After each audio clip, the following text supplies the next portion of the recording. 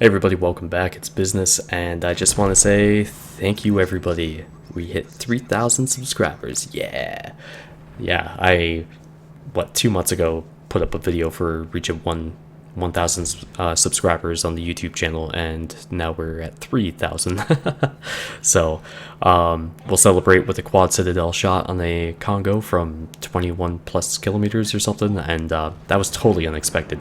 I mean, I didn't even move my mouse for like 10 seconds after that. I was just like, how the hell did that happen? I honestly didn't think I actually hit him. But this is going to be a cruiser video, and it's going to be centered around the most prevalent ships that were actually formerly prevalent, because the Omaha has fallen out of favor quite a bit in respect to the arrival of the Königsberg, the Nuremberg, and a few other changes as well. But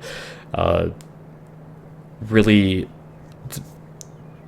this is all about advanced firing training and how basic firing training, as well as expert marksman, how it's going to pretty much change the landscape for a number of these ships. And before we get any further than that, though, I do want to say myself and Kami are going to have some giveaway streams here very soon. Mine is in celebration of the 3,000 subscriber mark, and that will be, let's see, the 21st of February, and it'll start at 4 p.m. Eastern. And I just plan on giving away a few ships, maybe some premium time as well. I don't know. It's we'll just kind of see how it goes. I do plan on 3 giveaways using the follower system as well. So all you have to do to enter is tune in and be a follower. That's it. And the other stipulation, unfortunately, due to Wargaming's policies as far as the NA server is concerned, it's going to be NA only. So I'm sorry for all you awesome guys out there in the RU, SEA, and the EU community. I do recognize and appreciate your support. But while you can give things to me and other people on the NA server, I can't do it back to you without some stupid ass pay safe card that I've never even heard of it before. I actually tried looking into this before, and so this is my second giveaway. I'm going to do it a little bit more smoothly this time around, and unfortunately, in order to do that, it's going to have to be NA only. The same rules are going to apply with Kami's stream, which will be on the 24th, and that will be a 12-hour stream starting 1 p.m. Eastern, and that will be in celebration of his birthday, actually. So feel free to swing by Kami's stream for a chance to win something as well, and also wish him a happy birthday. So there should be a lot of really good games there. That dude, holy shit, he's just been tearing it up. In the last week, he's gone 162 and 28. Yeah, so he's doing pretty well. I think he's up above 74% now. So he's tearing things apart in this game. It's amazing. And he's definitely finding a lot more consistency in it than I am currently. And, it is what it is. I'm just switching over to destroyers lately because I'm just tired of the RNG. But, yeah. You'll definitely see a lot more destroyers coming up pretty soon. I'm collecting a little bit more footage for the tier 2 and 3 destroyers for the USN, and I'm pretty much good up to the Farragut, and I'm just working on getting to the Mayhan now. I still have the tiers 2 through 5 destroyers for the Japanese coming up. I'm gonna have a separate, it'll be kind of like the same thing with the German cruisers, how it was tier 2 through 4, and then I'll start with the individual overviews at tier 5. So I think that's a decent way to structure it. But anyways, to the task at hand here with the cruisers. Now I'm looking at a chart here, and honestly, this is the one thing that really gets me is expert marksman, not advanced firing training. I'm not actually terribly worried about that because, I mean, take a look at the radius on the minimap.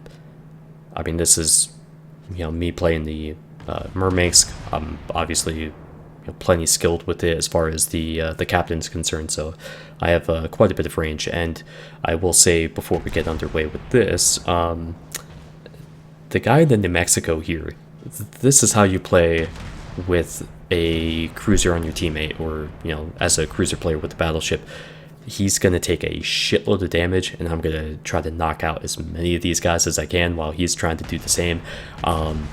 This is fantastic. I just love watching something like this, and I'm really glad I played with this guy. So I gave him all the compliments I could and motivated hopefully a few other people to do the same. He just really kicked ass, and I greatly appreciate his effort. So expert marksman used to be plus 0.7 degrees to turret traverse speed for guns over 155 millimeters. Now that's 139. So ships like the Omaha, the Cleveland, the Mogami, they're going to have much slower turret traverse. And the Mogami is already slow as shit as it is. I mean, for a cruiser, it's really bad.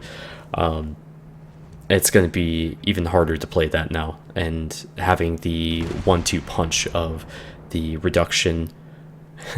the reduction of the rate of, actually 1-2-3 punch, because basic firing training is now also adjusted to 139 millimeter max, so it doesn't get the 10% rate of fire increase, it doesn't get the 20% range increase, and it also now gets its turret traverse close to its stock speed anyways.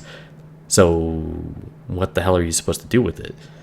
I mean, you look at a ship like the Mermanx, it's going to survive just fine. I mean, it has decent, actually still has excellent range at its tier, and it has the spotter plane as well, so it can really still reach out quite a ways and make stuff happen. There's utility in range. You're peppering these targets not necessarily to do damage, but to distract them, to open them up to mistakes, and to break their concentration. I mean, if you're getting constantly peppered by an enemy for a few hundred damage, and they're starting fires periodically while you're engaging an enemy battleship, that's going to definitely change how you try to engage that enemy battleship. I mean, if you don't, you're giving that ship that's annoying you, that little gnat buzzing around your head, you're giving them even more power. So you have to react, otherwise you're going to burn down, or you're going to be caught in a situation where enemy torpedo bombers are coming in, or dive bombers, and they set you on fire when you're on cooldown when you otherwise wouldn't be.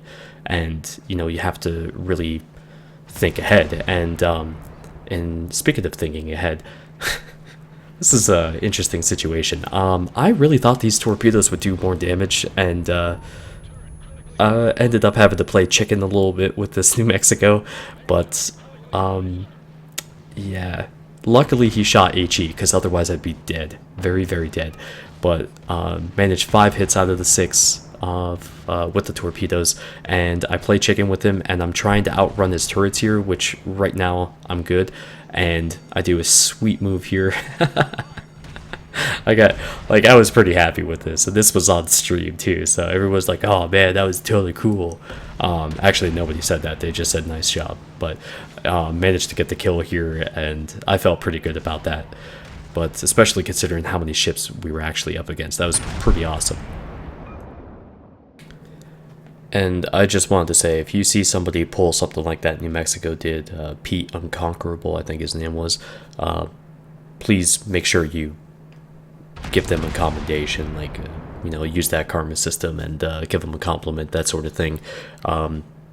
I do think that while the karma system is kind of gimmicky, if you see people play like that, you will maybe try to recognize the good play in other people and stuff, like just that the whole goes around comes around thing. And I don't know if it was a conscious decision for him to basically play right into the best way to play that situation, as far as the symbiotic relationship of helping assisting me in assisting him, but it worked, and I want to think the better part of it. So you know, I guess, yeah, I guess that's exactly what the system's supposed to do, so maybe it's not so gimmicky after all, right? But yeah, just make sure you guys compliment people on players like that, because a lot of times I honestly don't think people understand that they're actually doing the right thing. So just something I wanted to say, I guess. But anyways, we're back to watching some more Mermakes play, and these are a couple replays that Painfroy sent me, and I mean, you could see he could basically shoot the damn carrier that's hiding in the back of his spawn. Like, the range on this map of Big Race is completely insane. And yeah, if he launched his scout plane, he'd probably be able to shoot the moon from here, is my guess. But I mean, it's just it's nuts. But he's really getting underway here with doing some damage. He's starting to take some as well, and peppering the hell out of an enemy Congo over here too that's running into the blue line. Now he's taken some hits from Furutaka and also some battleships that are over on, yep, right over there. There's a bunch of them. So he's really not in a good position. Definitely something that's kind of changed rapidly for him. For whatever reason, there's ships on the one line on Big Race. I really don't get how there's a ship over there, but, you know, whatever happens. And he's got a few fires going on the Congo there, but enemy Furutaka starts to come in. He launches his torps, switches over to AP, and has enough time to be able to get that switch squared away, line up a shot, and dump 5 citadels. Ouch. Right into the side. That's nasty. And then he engages a ship that's like 2 continents away. It's just boom, just like that. And that's where, again, the utility comes into play. You're really just not really out of range of anybody when you're playing a Mermanx that has advanced firing training. And, you know, this, again, by removing some of that range, you give more reason to use the scout plane. So I know a lot of people have a hard time aiming with that. I mean, from time to time I do as well.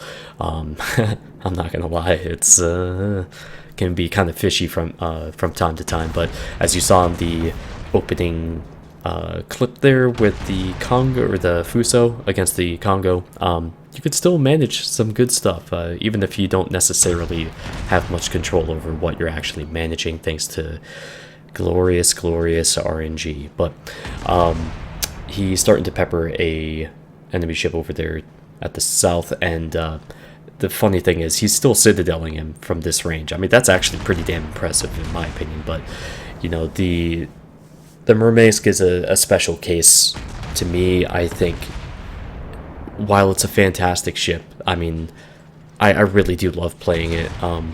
I've never quite felt right when using it. I've always kind of, it kind of just makes me feel a little dirty, because it is overpowered, you know? I mean, what else can you say about it? It either fires too fast, it maneuvers too quickly, the torps have too much range or too much power, or, you know, I think I disproved that against New Mexico in the previous clip, but booyah, double strike. Nice. I just, there's pretty much nothing this ship can't do well.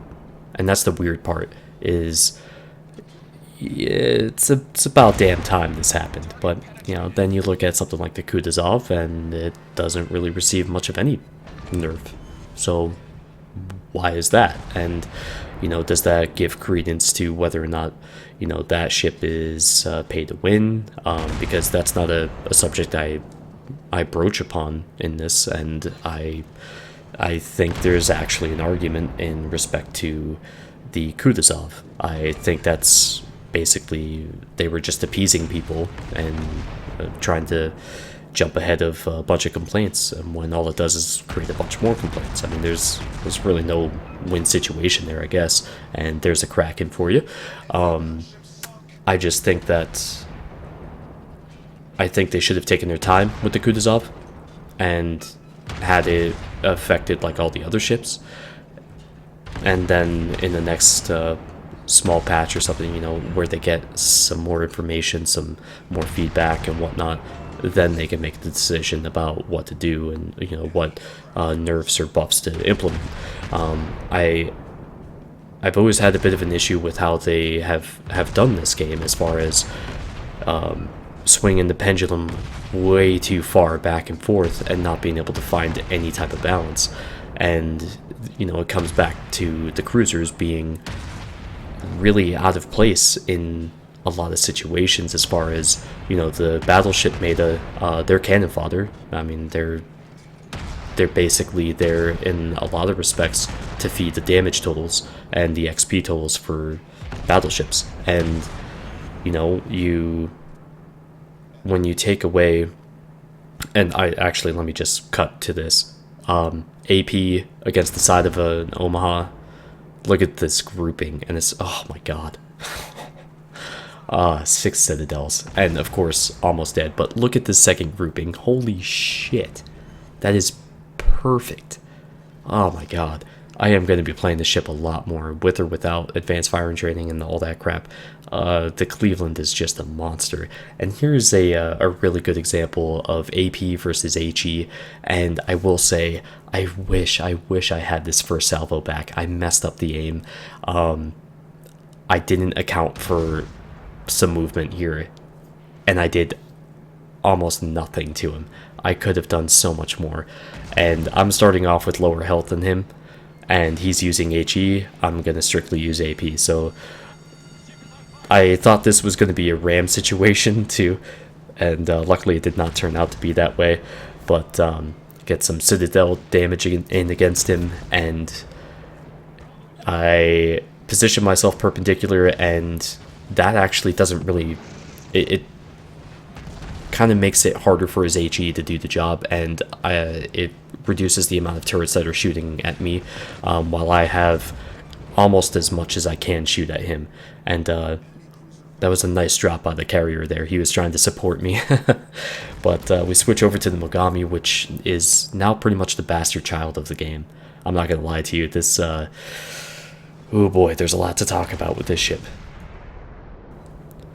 So going back to what I was saying before the Cleveland clip, basically when you're taking away a ship's rate of fire, its turret traverse, and the range, you're really telling it to stay out of the fight. So what I liked about the Mogami was that it was always a ship that I could rely upon when it came to destroyer hunting. That's not going to happen anymore.